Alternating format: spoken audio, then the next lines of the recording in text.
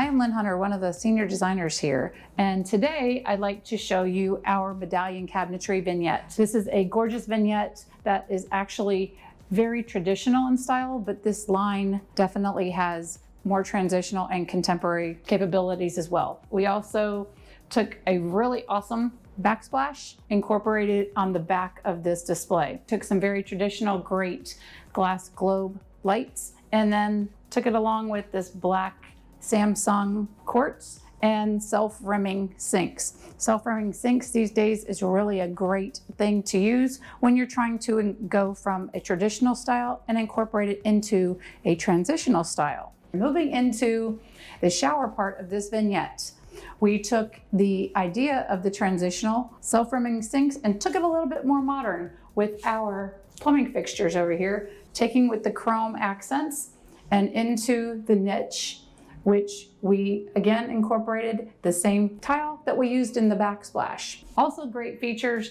is we have a shower seat, which most people are using these days when we're trying to design for aging in place. Another great feature is our linear drain. There are a lot of different options of linear drains that we can utilize in designs for you.